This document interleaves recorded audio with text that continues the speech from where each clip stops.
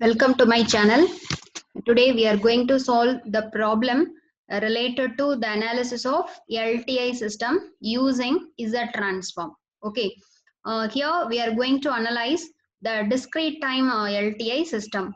So in the third unit, that is we done the analysis of continuous time LTI system using the Fourier transform and Laplace transform. Okay, similarly, so here we are going to analyze the LTI system using the Z transform as well as DTFT, discrete time Fourier transform. Okay, so analysis means that is some system equation they give.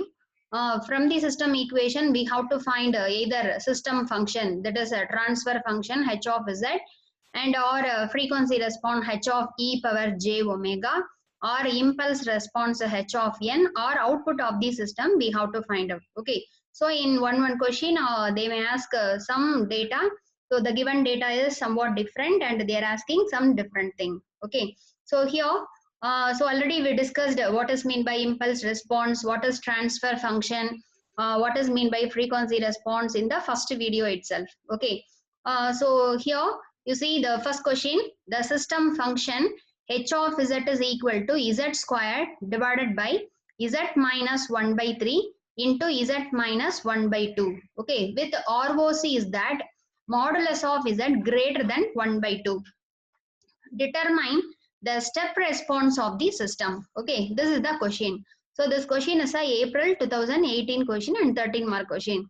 So from this part, okay, the analysis of LTI system using either Z transform or DTFT, one question compulsory will come. Okay, so from the last 2-year or 3-year question paper, that is in the 2017 regulation, the part C problem is also, okay, so the part C problem is also coming from this unit 5 only. Okay, so we will discuss in the next video the part C question. So all question we will discuss. Okay, so this analysis of LTI system is a very important problem in the 5th unit. Similarly, the analysis of continuous time LTI system using either Laplace transform or Fourier transform is an important thing in the 3rd unit. Okay, so both problems are similar only.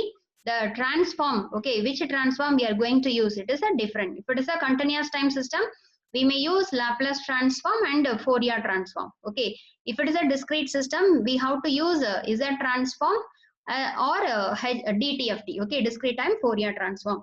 So here the question is that system function is given. Okay, h of z, system function or transfer function, same only. So the transfer function is given and we have to determine step response of the system. So what does mean by step response? Response means, the output y of t, it is called as a response of the system. What does mean by step response means the response of the system for the given input is a unit step signal u of n. Okay, so in the 3rd unit also we solved a similar problem. Okay, determine the step response of the continuous time system. So similarly here the step response is nothing but response of the given system for the input is a unit step sequence u of n. Okay, in 3rd unit u of t.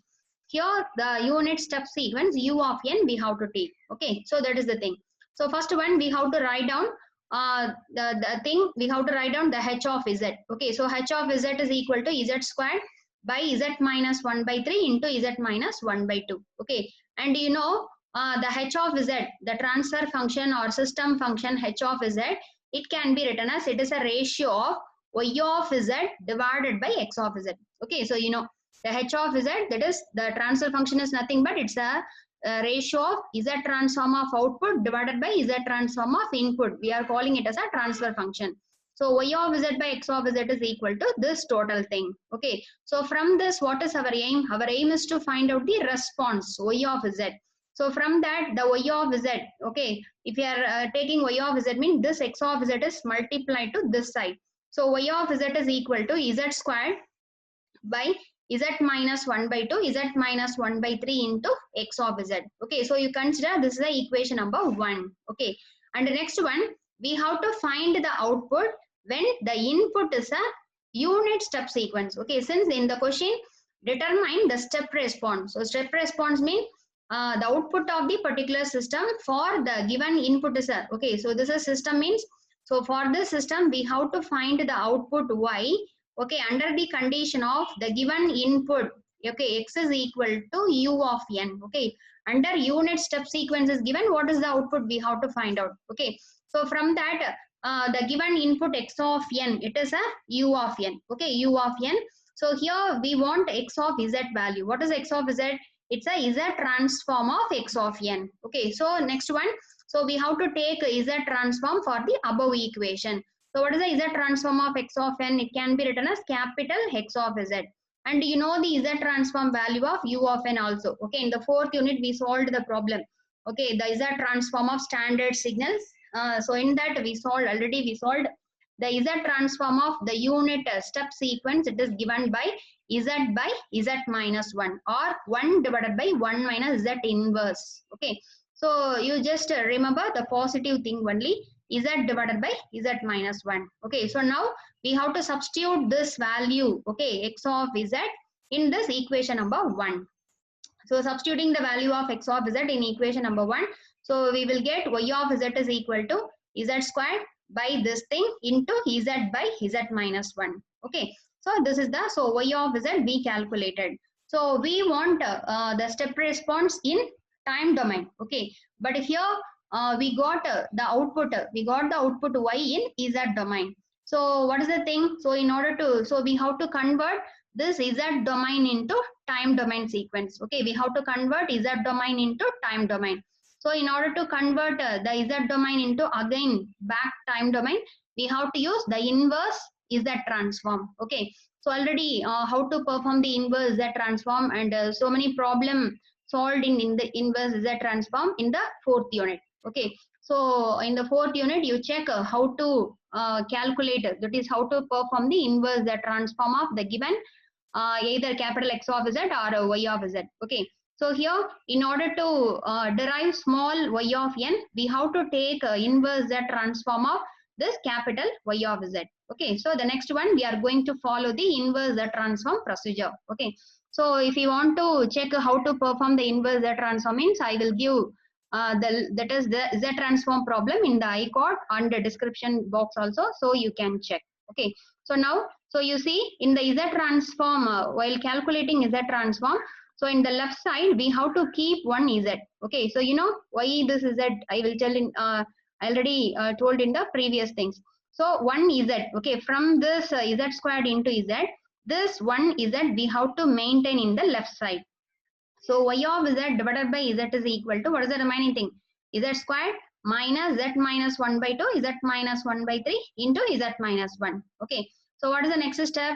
We have to write this y of z by z in a partial fraction expansion method. Okay, so in partial fraction expansion, this y of z by z, it can be written as, so how can you split?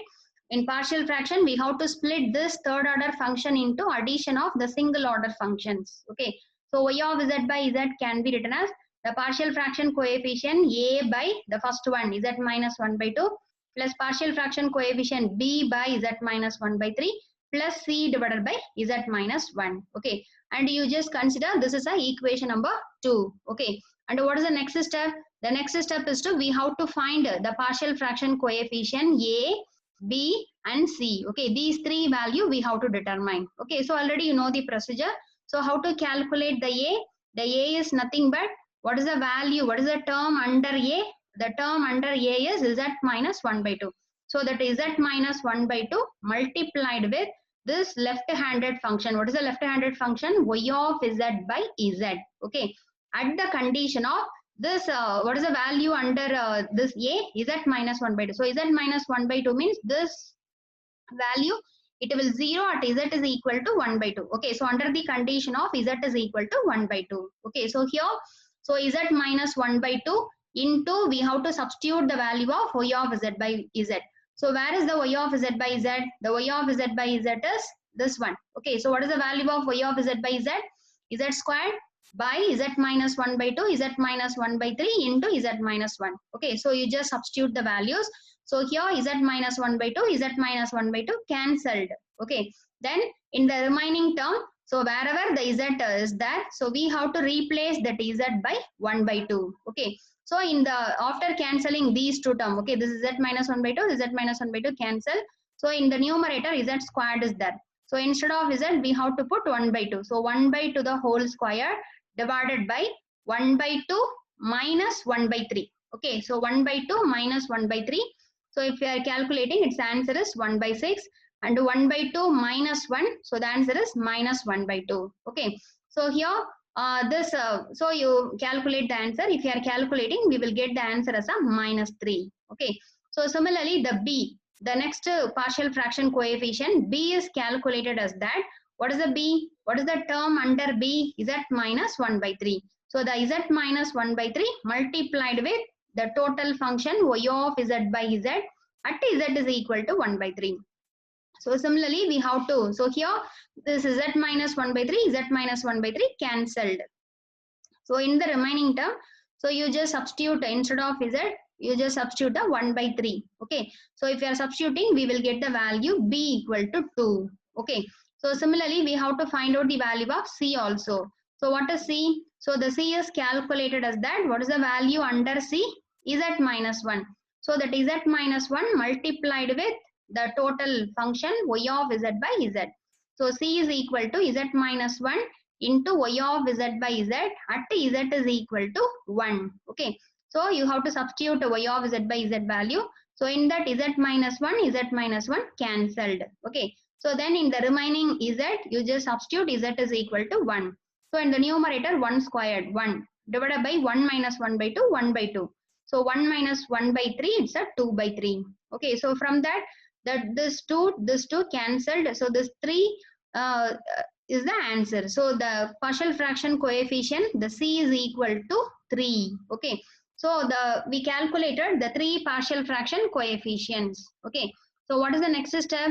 We have to substitute the value of this a, b, c in equation number 2. So what is that equation number 2? The equation number 2 is nothing but y of z by z. We have to write it in a partial fraction expansion. Okay, so we have to substitute the value of a, b, c in the above equation. So we will get y of z divided by z is equal to minus 3 by z minus 1 by 2 plus 2 by z minus 1 by 3 plus 3 by z minus 1. Okay, so after that this z, okay, this left sided denominator z, you just give it to the right side values. Okay, so this z is multiplied with all terms. So we will get y of z is equal to minus 3 into z by z minus 1 by 2. Similarly, plus 2 into this z is multiplied means z by z minus 1 by 3. Plus 3 into z by z minus 1. Okay, so now we got the y of z as an addition of the single order terms. Okay, so now you see the each term is in the structure of z by z minus a. Okay, that is each term is having the structure of z by z minus some constant a. Okay, so this z by z minus a is the, so you know this z by z minus a, it is nothing but the z transform of a power n u of n. Okay, so already we solved this problem in the 4th unit. What is a power n u of n? A power n u of n is a exponential sequence. Okay, so this exponential sequence a power n u of n is having the z transform, answer is that z by z minus a. So now we got each term is in the structure of z by z minus a. Here in the place of a, 1 by 2 is there. Similarly in this term, in the place of a, 1 by 3 is there. Here in the place of a, 1 is there. Okay, so using this standard z transform pair, we have to take inverse z transform for the above equation. Okay, so if you are taking inverse z transform for the above equation, so what is the inverse z transform of capital Y of z? The inverse z transform of capital Y of z is small y of n. Okay, time domain sequence, which is equal to minus 3. Okay, minus 3 constant, you write this side. What is the z transform of z by z minus 1 by 2? According to the standard z transform pair, a power n u of n. In the place of a, which one is there? 1 by 2. So 1 by to the power n u of n. Okay, similarly plus 2 into, what is the inverse z transform of this thing? 1 by 3 to the power n u of n. Okay, similarly plus 3 into z by z minus 1. So 1 means 3 into, so Z by Z minus 1 is the, you know, that is a Z transform of unit step sequence. Okay, unit step sequence. So the answer is 3 into U of n. Okay, so finally we got the answer. What is this answer? This answer is a step response of the given system. What does mean by step response? The response produced by the particular system for the given input is a unit step sequence. Okay, so this is the problem thing. Okay, so here, so instead of step response, so in some question they ask, determine the response of the system for the given input is some x of n equal to U of n, or some x of n equal to 1 by to the power n U of n. Okay, so that is also okay, come. Okay, so if the in that case, so instead of this x of n, so you have to put what is the given value, you have to substitute, you have to take the Z transform and substitute and solve this. Okay, so this is the analysis of LTI system using Z transform. Okay, so the first step, we have to write h of Z. The h of Z can be written as y by x. From this y of Z you have to find in terms of x of Z. Okay, from the given x of n value we have to calculate x of Z and substitute this x of Z value in the above formula. That is the next thing. And from that we have to find inverse Z transform. Okay, so inverse Z transform using partial fraction method. If you are performing means we will get the answer step response of the given system. Okay, so this is an important problem. So you just study this problem in the next video. So we will solve analysis of this LTI system using Z transform with different problem we will see. Okay, so thanks for watching my channel and please subscribe my channel for more videos. Thank you.